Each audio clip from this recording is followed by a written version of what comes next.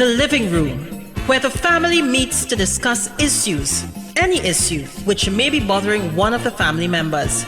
That's what we do each and every Tuesday on WAC 90.1 FM with Ricardo Mitchell and DJ Aaron868. We have casual conversations on serious topics, from sports to culture, mental health to economics, relationships to life lessons. Join us each and every Tuesday on WAC 90.1 FM. The living room, casual conversations on serious topics.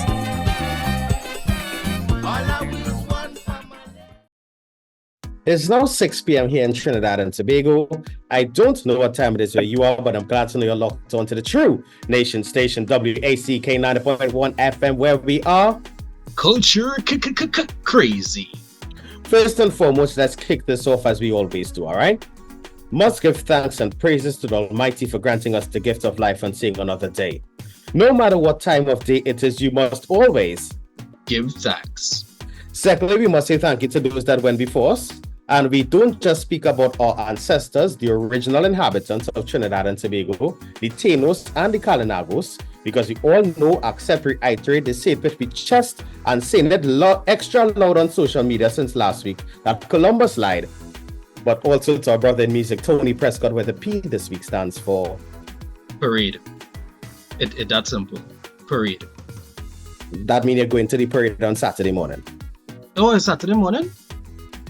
Okay, that is Independence Day. Oh, that is why I have a parade. I was saying parade because you have a tendency to rain on my parade now. But you know what? That works too. So Independence Day parade. The P is for Independence Day parade.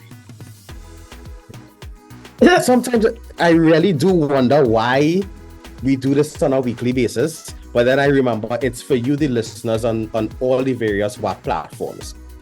So to everybody who's logged onto the True Nation station, a pleasant good night to you, your family, your tanti, your nene, your neighbor, Dini Makaram, all the different people that you may be associated with. You in see what I did there?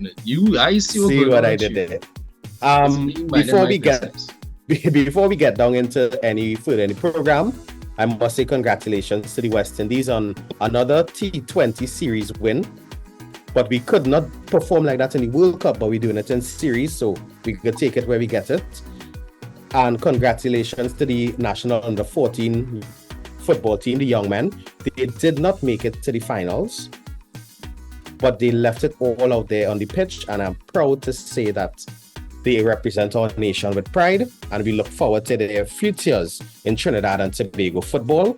Congratulations to the cyclists who represented across there in Japan at the UCI Junior Championships.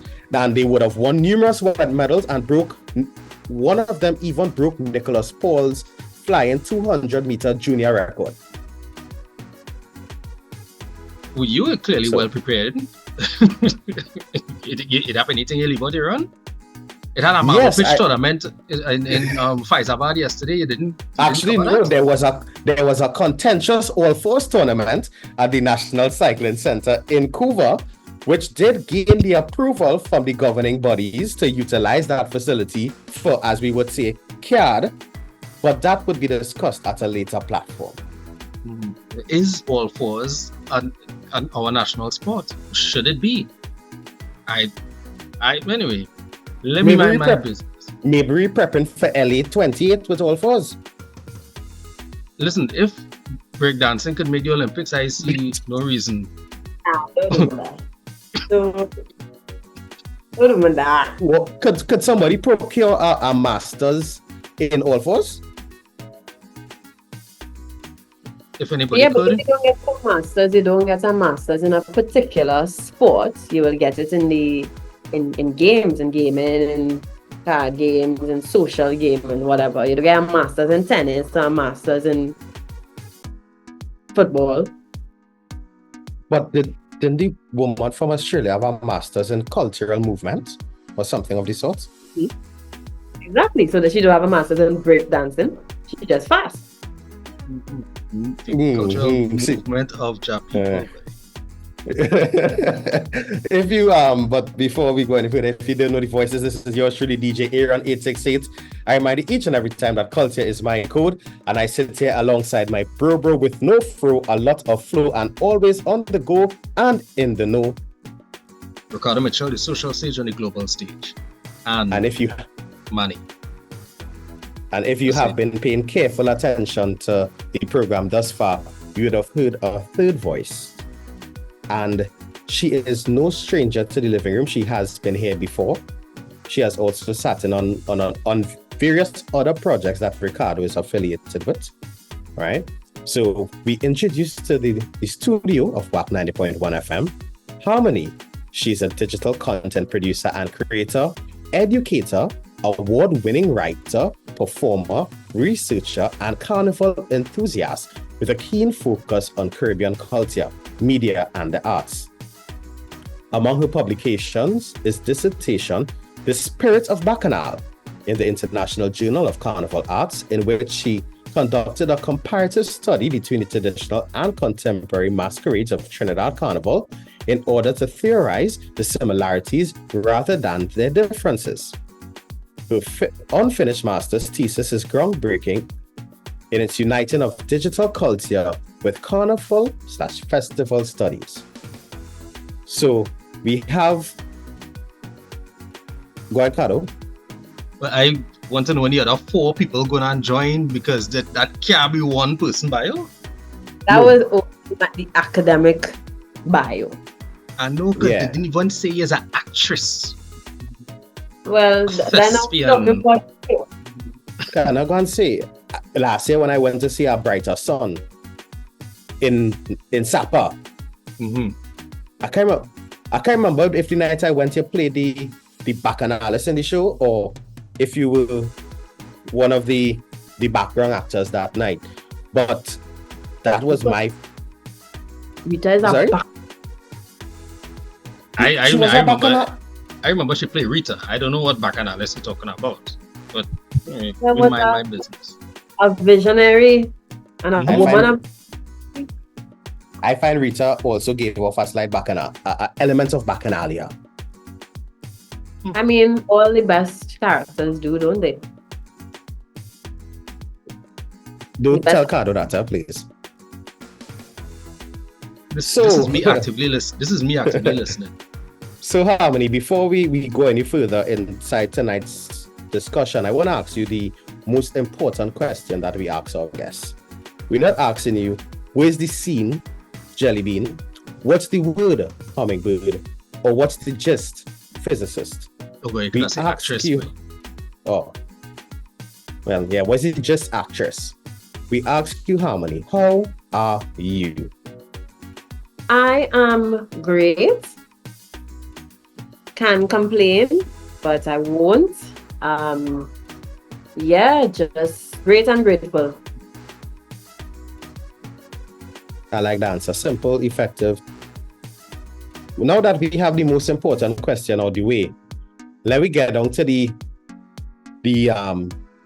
legumes of today's discussion. The what? The legumes. Beans. Yeah, the beans. Peas. It was intentional, Ricardo. This is me minding my business with my bad So how many? Beside all the things that we called in your bio, you are also a very active contributor on social media on very trending topics. And we're here today to discuss probably the most trending topic for the past week or so. There has been a change. Last week I dubbed it the change of the arms. Right? But do you agree with the decolonization direction which the government of Trinidad and Tobago is heading in? I absolutely agree. There's on no grounds that I would disagree with the move that has been made thus far. However, I do think it's just a start, and it should not be the end of this stage. I think that in order to really make it make sense for the people of Trinidad and Tobago, we need to go a step further into a rounded and grounded education program to really reinforce and remind people why a change like that is important and why the different aspects of our history, namely the steel pan, are important to our identity. And kind of also just reinforcing this idea that it's not, we have pressing issues that bother us all on a daily basis, some more than others, but that our psyche and our identity is also one of those issues that is important. It is important for us to affirm certain aspects of ourselves that are not connected necessarily to making money. They're not connected to the social issues that have people actively oppressed. But yeah. I think I definitely agree, but I think that it needs to be part of a larger conversation that our government needs to put some resources behind as well, so that it's not just this thing in particular, but it's supported by a change in the nation's consciousness. Here's what's happening, right? I travel, and I don't mean passport travel. I mean Sando by 2 glasses man. Travel. I travel. When you listen to other passengers, and to be honest with you, traveling public transportation right now is like the mobile marketplace. That is where people of various stations come together. They express what the issues are. You hear people actually living in transport. When you're in a maxi or in a full taxi, you hear what life is really like. When people answer the phone and who quarreling with who, or who asking who to pick up something, or just back and forth with a driver or running commentary on what's going on the radio. I preface with that to say this. I have not seen Trinidad and Tobago so incensed in a long time. It is amazing to hear the passion with which people agree or disagree with this thing. And a lot of people are saying things like, well, it had bigger priorities than that, and that money could have spent on this, and now is a bad time. And I am just in awe. I'm just in awe at the level of, I don't want to use the term because colloquially we take it in a bad way, but I will say that the lack of applicable information about the issue, and not just about the issue, but what the issue means, is astonishing. I want to say people ignorant because we just take that the wrong way, right? But it is astonishing to me that people who have favorite brands don't understand the importance of symbology when it comes to identity, right? It is fascinating to me that somebody who only like to wear a certain kind of sneakers or have a preference for a certain vehicle don't understand the importance of identity and association with symbology. So it's just been astonishing to me, and I am really glad that we have a guest, so I could just sit here and nod and smile and say, well, Harmony say that. No. So yeah. You could point fingers. You could say I said. In the living room, we always ask, what is our national identity? Why is there a lack of national pride? But then things like this happen, and there's a overwhelming response of, I wouldn't say pride, but I call it a part-time patriotic paradigm. It has been 7 days since this announcement has been made, and yet still it's a trending topic, which is strange because in Trinidad and Tobago we tend to only take something on for 6 to 8 days. So we just at that point where, is this going to continue to be important, or is this going to carry on? But from what I'm seeing on social media, from what I'm hearing in discourse on frequencies, not just on WAC, but on other frequencies, this seems like something that the nation as a whole is literally up in arms about. See what which was fittingly the title of last week's episode. No, last week's episode was Ship Talk. Oh, Ship Talk. Okay. Yeah, some good ship talk. It was one of the three things we wanted to name it. Yeah. Right? But harmony, really and truly, the steel pan, as we know, is our national instrument. Mhm. You said you agree with the decolonization and it's just a start. This is just a start. I saw, in addition to the Prime Minister announcing this, the Mayor of Port of Spain also announced that they will be putting the steel pan on the crest of the city. Nice. I didn't see that, but that makes absolute sense. Right? I asked this question purposefully. Why is it that we as Trinidad and Tobago, Trinidadians and Tobagonians have such reluctance to accept the steel pan then? Because that seems to be the issue along with the time, but I think the steel pan is the bigger issue. I don't know that the steel pan is a bigger issue. It definitely is an issue. And historically, if we look at, first of all, pan, the history of pan is a very recent history. There are people who are part of these conversations who have been alive since before the steel pan was given the notoriety that it has been now, before it was declared a national instrument, before it was played so widely, before it was accepted in schools and things like that. And if you look at the history of the steel pan is, and this is not me trying to say that it is a black thing or it is an Afro-Trinidadian thing, but steel pan for a very long time was associated with the underclass, with the black underclass, with behind the bridge in Port of Spain, the people that when I say we, you know what I mean, the powers that be try to alienate ourselves from when we set our ropes, when we have our all-inclusive feds, the people behind the bridge who must stay where they are, right? So there are a lot of people, and even so you think about something like Juve. Juve has a very similar history to steel pan in the sense that for a long time Juve was a poor people thing and it was a poor black people thing. Then now it became embraced outside of those circles, and the perception of it has kind of changed and it has become more inclusive and things like that. But there are still people who want to hold on to that divisiveness, who will not let go and will not allow it to be recognized, that will not utter the term steel orchestra ever, because to them that is all noise, that is beaten iron, that is beaten pan, right? So I think a lot of the people who are finding this issue with the steel pan, it comes from somewhere. It comes from an anti-poor, anti-black, anti-behind the bridge sentiment that has been kind of under the surface for a while, and anytime the conversations come up and there are people who are contrarian about it, it comes from there. And I have no qualms about saying that. No qualms about saying that whatsoever. It's not about whether they think it's noise or not. At the end of the day, that is not for we so. That is for them.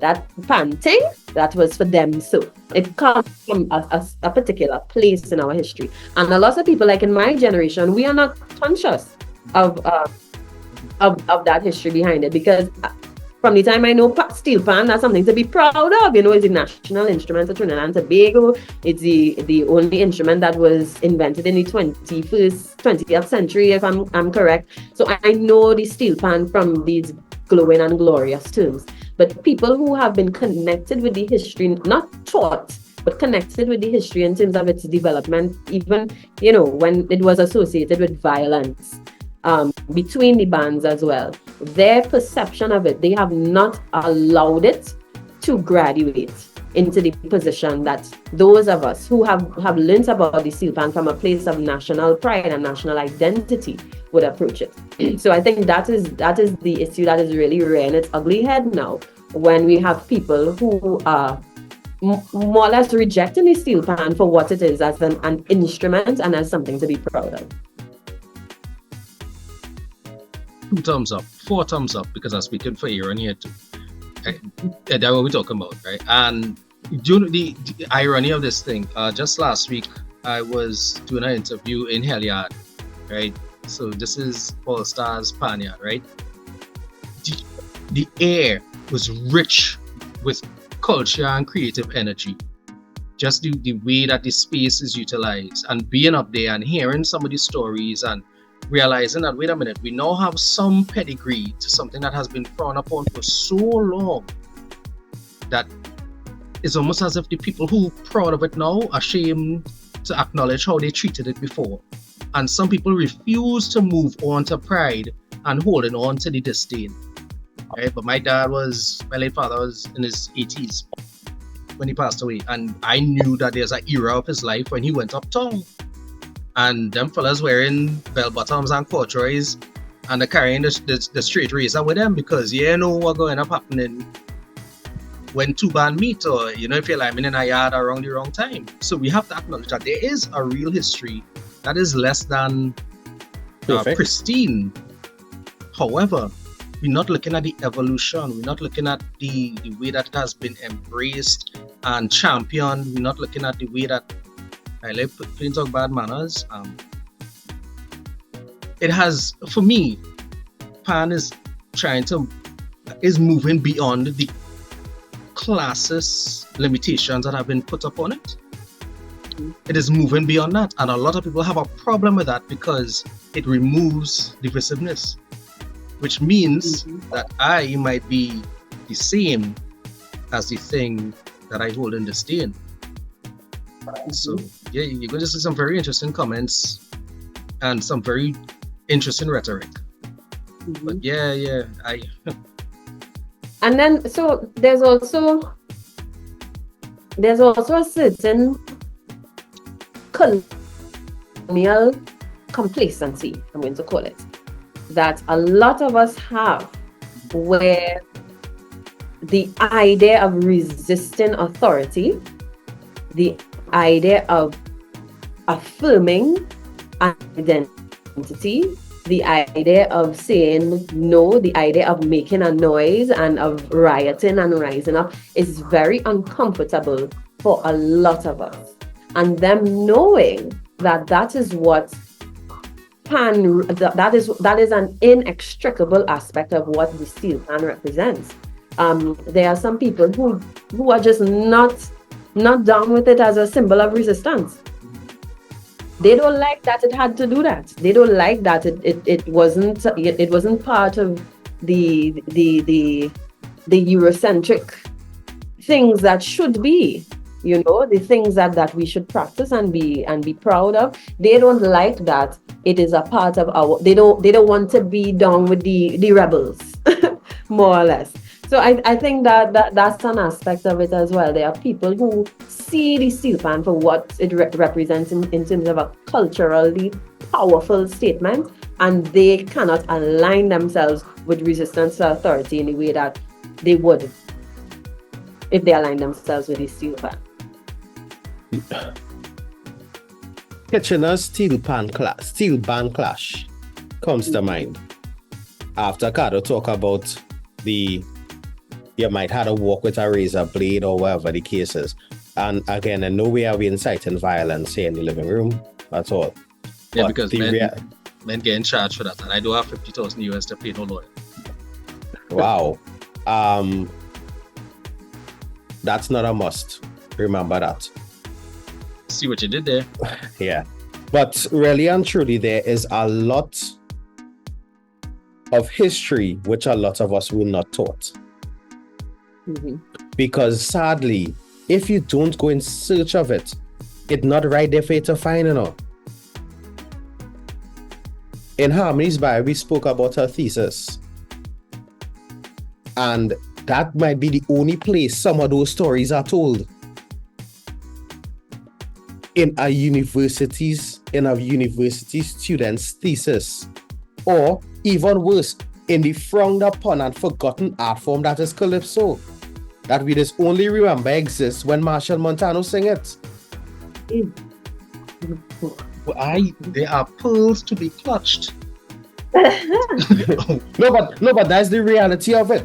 Yeah. Many a story has been told through Calypso. I learned about the Federation from Sparrow. Mm-hmm. You know, I learn about some other issues from chalk dust. Rama. Kitchener. But we don't hold on to those aspects because, as Harmony said, they are not the shiny buttons of our culture. You know what them is? And you know that way just choke down in the fobs in your jeans. Mm-hmm. You got choke the pants sticks down in your fobs. Better pants sticks down what they used to choke, eh? Listen. Well, you know what the fun things about being in this space?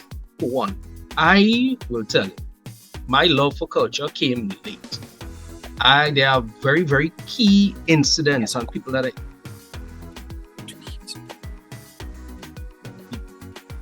Alright, so that's how we 2 years ago. Right, that's how we playing it. So I remember very distinct episodes in my life that showed me the Eurocentricity that I had adopted as part of my identity, and that I had the option of embracing more than I was exposed to. When Makemba Nule, right, big artist out of Studio 66, right, in Barataria, he was one of the guys, Ras Commander lately, in terms of just being able to sit in his presence in Wax Studios and listen to the way that he treated music and culture, and then WAC in itself as an institution. Fantastic stuff. But in secondary school, Samuel, schoolmate of mine, he was one of the first people I met who had come from that culture of rebellion. And not rebellion for rebellion's sake, but rebellion for intellect's sake. Asking meaningful questions, looking for the information that might have been withheld from you. And having those experiences now have me sitting down looking at how many people refuse to even try to look beyond what they've been spoon-fed. And it is sad because there's so much more to us than Caravan Arawak and Nina Pinta and Santa Maria. Now, right, so and I'm glad you bring that up, Ricardo, because you talk about what we have been fed, right? Now, the next part of it, in terms of the information that was fed to us, we have also developed a sense of distrust in the system that feeds us this. As we move to make this move Harmony, right? And it's a pre-independence period, because if you didn't know, independence is Saturday. Do you think that what they prayed for? Yeah. Do you think that this move should have been taken now, or we should have do it when crime in a better state, when I could trust the government, when I know my MP go come and fix my drain, when I know it have water in my pipe? I almost don't want to answer this question. What I will say, there's no time like the present. There's no time like the present. And if it's one thing that I have learned in life, is that if you wait for the right time to do everything, you will do nothing. I have just as much distrust or mistrust in the bureaucracy and the powers that be as the other guy. I speak openly about it all the time. There's a certain amount of pessimism that I think I face as a young person coming up in this society, anytime that I am in the economic circumstances that I am, that our country is in. There's a lot that I don't trust. There's a lot of broken dreams that I see around. There's a lot of false hopes. There's a lot of empty words. There's a lot to feel downtrodden about. There's a lot of pessimism around.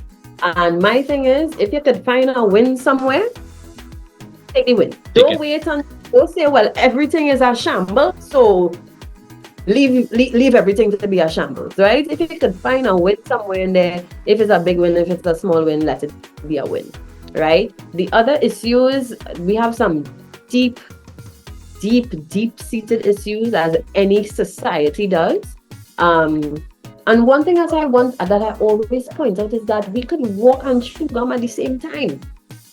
You know, Really? there are ministries of government that have different responsibilities. They are given a budget every year to do different things, and us steel pan on the coat of arms is not going to impede the process of stopping crime or fighting crime or paving roads or any of these things. I don't understand. What is this thing we are talking about prioritizing as though we have a finite amount of resources to dedicate at a particular time or a finite amount of thoughts? I don't know about all that, but I have a lot of brain cells. I could rejoice in the steel pan being on the coat of arms, and I could protest lack of opportunities and high levels of unemployment in young people at the same time. I don't have to pick a side. I don't have to, I don't have to just hop my mouth and take the steel pan on the coat of arms and say, well, no complaints, no further complaints. It's not there to pacify me. I'm still an active, critical thinking member of society, and I will continue to be. But I will vouch for change where change can happen. And this thing that we have about, it couldn't cost so much money and this, and if we think about that in any aspect of radical change, nothing will ever happen.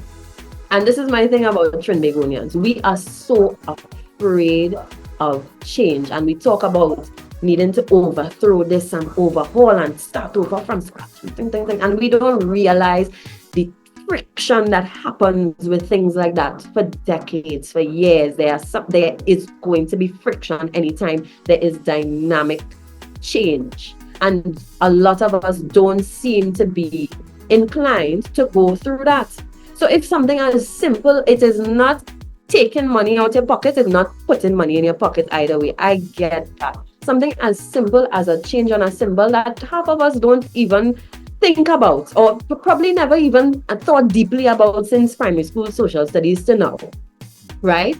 I don't understand you saying that we have these other deep-seated issues, and where there is change happening, instead of me lobbying behind it, or even hushing my mouth and just saying, oh God, well, that isn't really doing anything for me. You are now taking the energy that you claim that we need to dedicate to fighting these deep-seated issues. You are now taking that energy to tear down something that is an obvious positive, and that don't matter to me in any way, form, or fashion. That don't make any sense to me. I don't understand what the resistance is, and I don't understand how we think that resistance is a productive thing to do. I think a lot of persons resist because it's the trending thing to do. They know that if they come pro a change like this, people may think that they are pro the ruling party. And that is the sad reality of it, because I don't understand why there's difficulty in separating love for state and love for a party. Mm-hmm. I bleed red. That don't mean it's ketchup. I bleed red because it is my blood, similar to the red on the national flag. Mm-hmm. Not ketchup. Caro, if we had to make sure and state it. I need to sit you down and I teach you how to use analogies properly. Like we could get there. We'll get there. Your heart in the right place. Your heart in the right place. But what I'm saying is we have difficulty in separating, as they say, church and state. Mm. We have difficulty in separating love for country and love for party. What do you mean, country and condiments then? Yeah, thank you very much, country and condiments. But we really, as a people of Trinidad and Tobago, need to show a greater love for country, a greater love for Trinidad and Tobago. I know both of you all are very avid social media goers and would have seen the videos of when the athletes from the various islands return home. Mm-hmm. Look at Tobago. The man that we claim win the tour, we claim him because he named so close to Tobago. Mm-hmm. Look at how he was feted when he returned to Botswana. Look at how the athletes in Grenada were feted when they returned home. Dominica, St. Lucia. But I'm sorry, I want to be that guy. But let me be real, right, Aaron? When our athletes perform, they are fetid. I'm sorry, not saying perform. When they are victorious, when they win. Right? When they're fetid. We've seen, you know, yeah, but national pride should not be married with victory. That Correct. is fair. That is fair. But don't use that as the example when the countries you're using have victorious athletes. Use an example of countries who didn't have victorious athletes and feted them. I didn't see that on social media. Okay. I just probably follow the wrong people.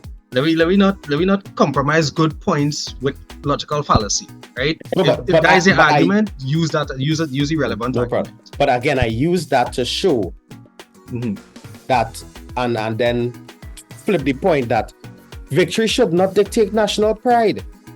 I could take that. It certainly augments, but our national pride should not be conditional on victory. When we talk about win, lose, or draw, yeah. My issue is that has a degree of rational. We are very irrational people. Our resistance to change is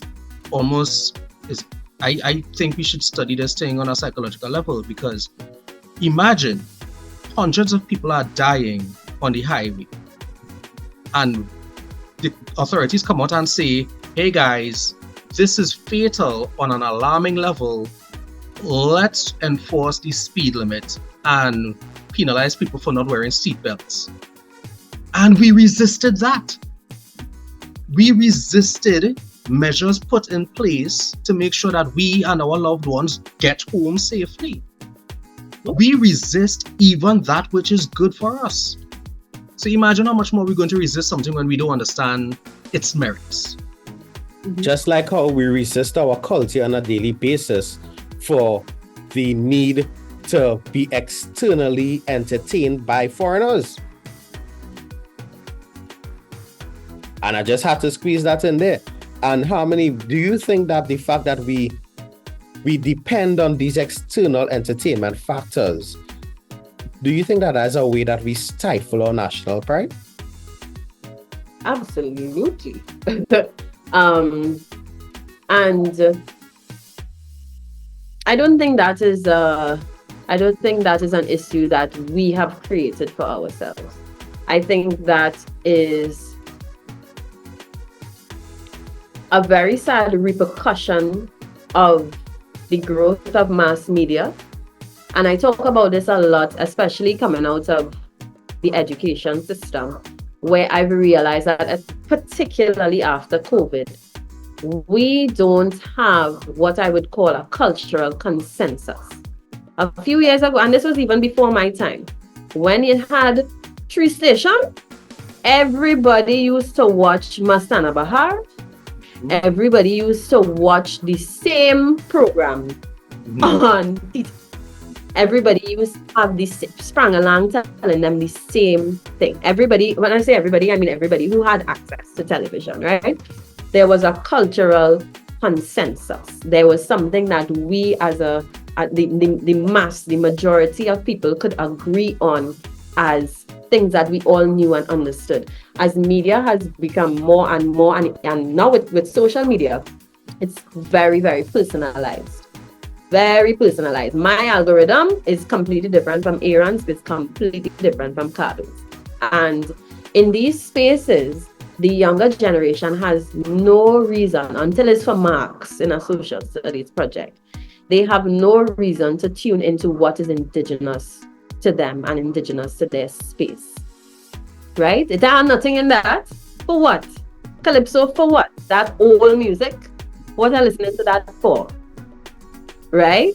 When that is not what my peers are tuned into, and that's not what my parents listening to, is not what the people in my space are listening to. I'm going to listen to the same 10 songs that are on the top 100 Billboard chart for America, because that is what is happening on TikTok, right? So I think that lack of cultural consensus, where a lot of people don't know what is ours. They don't know. And Trinidad and Tobago has such rich culture because we have so many different influences at play. It is a lot. It's a lot. Each of the cultures that we have in our space have their own practices, have their own history and their own heritage. And as you say, Aaron, the information on it is not always readily available. But there was a time when we were more community oriented, where the likelihood for you to encounter these things was a lot stronger. Now you have to go and look for it. And it is in the minuscule minority of the media that is available for our consumption, because that will make no money. Right? That the mass media is what makes money. So they're studying what? That old thing for what? What does that do for me? Does it put money in my pocket? Does it take money out? No. Right? So we have this kind of escapist culture that does not tune in to our history and our heritage. And that is another thing that I think has really played a part in this lack of national identity. Because we have no reason to tune in, we have no reason to know about the fruits that are part of our tropical, because they're not part of the glamorized lifestyle of the Gen Z and the millennials. But we tune into what's happening in Korea because it's trending, right? Because it's glamorous, because the information on it is there, and because there's an infrastructure of media that supports it. So I find now in this generation, the sense of national pride is almost completely out the window, because there is no media that supports it. You know, it's something that you're taught that you're supposed to feel, but we don't see it, we don't experience it in any way unless we really want to go and look for it. I can't even remember how I end up talking about this, Oli, but let me jump on this point, right? We could more easily identify strawberries and dragon fruit than Kaimet and Five Fingers. Right? That is where we reach, because I mean that is what is like it. Right? We've gone from Calabash Alley and No Boundaries, and even Westwood Park, right? Chris Garcia is a legend for not just his chutney bacchanal, but his role as a yardman, a gardener in Westwood Park, right? But we don't have that kind of content anymore, because that kind of content has to compete with fire sticks. Right? Let me call a spade a spade. We have access to thousands of viewing options at any given moment. You're right. Back in the day, we used to watch Masana Bahar and news and kick up. You know, you sure you get anything on the weekend. An Indian movie, a Chinese movie, when APM had come out, and a little Men of Grey. Right? There was still things that were happening that it was still ours, even though there would have been, you know, the ability to see other things, but there was ours. I didn't understand how important a channel like Gael was until many years later. And I think a lot of us still don't have any sense of appreciation for what it takes to try to preserve a sense of, as you so rightfully say, cultural consensus. It scares me. We have a generation of Trinidad and Tobago youth who are speaking with British and American accents because the majority of content they consume is YouTube. That is going to be wild. The Trinidad accent in a couple of years' time is not going to be what it is now. That is wild to me. So this is like, I have heroes now, right? I'd always say it was teachers and good parents, but I think I really want to add the documenters, the people who preserve and conserve so that we have some semblance or something to look at say, well, that's me. I'm going to look at it because it looks like me and sounds like me, and doesn't just look and sound like me, but I recognize what they're doing. I big up the Dominic Calipasads, his fascinating social media efforts, right? Big up the Angelo Bisasa Singh and the Virtual Museum. Big up the Harmony. Big up the Kenny Phillips, right? I am sorry, but I now understand how important it is for us to hold on to these things. And you know what? Not just hold on to keep them from disappearing, but big up even like the Folklore and Film Festival, and you know the Tendashis and them, and the what's the young lady's name, right? Who in charge of the festival? Mr. Will's daughter. She's a kid on a thing. Anyway, but there's Leslie, right? There are people who are doing their best to make sure that our law is still presently culturally relevant. Like, again, excited about it. Sorry, let me stop now because I'll probably talk about the rest of the program in this figure for this. But culturally relevant. That is a key to it. Yeah. Like Aaron does his tribute 30, he does his mixes, you know, he's trying to blend the kaiso with the soca in ways that it's kind of difficult to just based on the nature of the music, but he's still finding ways to introduce a generation to something that they would not have had access to otherwise. Mm-hmm. I get quiet there because I remembered something very particular from way back in 2013. I think it was a hallowed Friday around 7:30 a.m. when a man who goes by the name of Austin Lyons released a song entitled Fantastic Friday that swept our nation. Because for some generations, it was the return of Super Blue. But for the younger generation, wait, all you hear this new artist called Super Blue? It said no one ever. And I am Caro. I am telling you, that was a part of our population's response to that song. And that put me in a place where I could not fathom that there was a generation that did not know of the greatness of Super Blue. One of our national treasures, our national icons, a cultural icon. And then it really hit me. When Ash Wednesday hit, and a Friday will not be fantastic anymore. Because after that Friday, we was looking for street vibes. We wasn't looking to celebrate our culture after that Friday. Because our culture was painted in that box that is the 5 weeks and salt mentality, which I so eloquently learned from Marvelous Marva. Marvelous Marva, and a fantastic song. Really and truly, I love how Harmony put. I'm not as eloquent as Harmony. I will say that. Nowhere near. Nowhere near. Thanks, Caro. Not even one dot in an ellipsis at the end of what Harmony says. Wow. Anyway, this is me just actively listening. Sorry, sir. Harmony is best I go on. Anyway, it's best I just do be on the show tonight. Actively listening. This is me actively listening. No, but really and truly, as a nation, we don't have, I could say it with my chest as I say at the start of the show, that we don't have the pride because we don't know. And we don't know because we don't want to go and learn and search for it. Because you know why? It easily at our tips to know that we could go and buy pot stickers and wontons as opposed to seeking out sauce.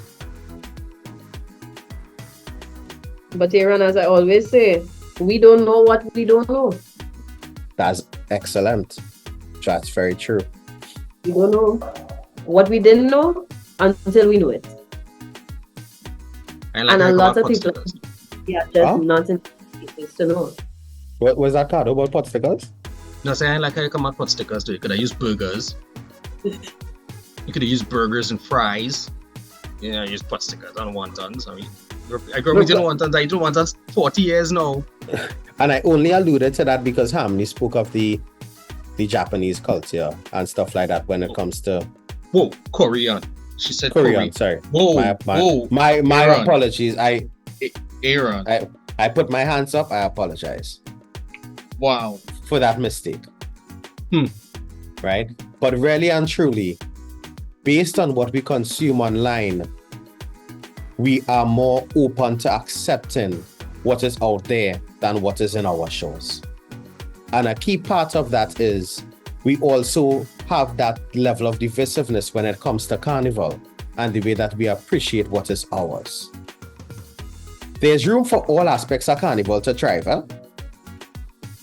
Because in 1.5 million people, not everybody gonna want to go every show. And to even top that, we don't have a venue that could hold that much people in Trinidad and Tobago. So we just talking about Carnival has room for everything to thrive. And we also spoke earlier about the fact that we have moved so far away from the things that made our culture great because it has a level of divisiveness. It has that level of colonialism attached to it and identity. So Carmody, do you think that we have moved far away from where we started our festival of Carnival to where it is now, so much so that it has lost its identity as well?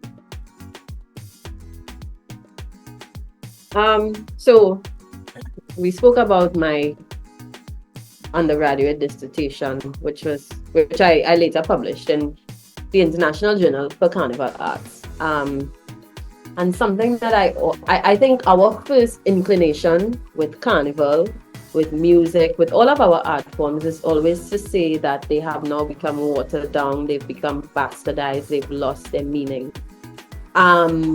And my question, every generation will face that issue, where the generations before will think that their form of it was purer, was richer, was better, was more powerful, was the real thing. And anything that comes after that has evolved from that, is some sort of second-grade vision of the original. For me, Carnival is, on a personal level, Carnival is, I cannot even put into words for you what Carnival means to me, and many other people. Now, there are some people who would say, well, because it has become taken over by commercialization, and this is, of course, not the entire picture, but it is the pictures that we see on our predominant media platforms. There are many aspects of it that have evolved, and something that we in Carnival Studies say is that it holds up a mirror to society.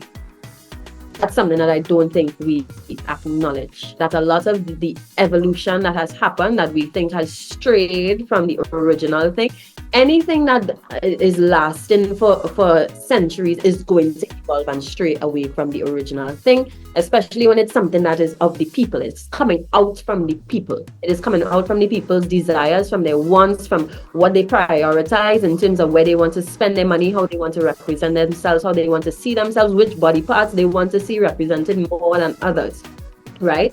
It comes out of us, and it is a reflection of us and a reflection of the society that we live in and what we prioritize. So when we say that it has strayed from the original meaning, we too have strayed, because our society is completely different. The things that we feel the need to affirm, to throw out and show out when we reach on the stage or when we reach on the road are different from what they were 50 years ago. They're different from what it was during World War II. It's different from what it was post emancipation. It's different from what it was at the beginning of the 21st century. It's always going to be different. And I think the richer and deeper question that we ask is, when we look at this mirror that Carnival holds up to our society, what is it that the mass of people who have the buying power or who have the power of representation, what does it show us about ourselves? What does it show us that we are prioritizing and allowing to happen? And this comes from somebody who in as much as I appreciate and love, and I'm very passionate about all of the what I would call indigenous elements of carnival, I just play my mask. I want to play pretty mask in a bikini and be dying with no set of feathers, because that's my time. That is my time to show out and be me. That is about my femininity. That is about my public persona. That is my liminal space where I could be whoever I want to be, right?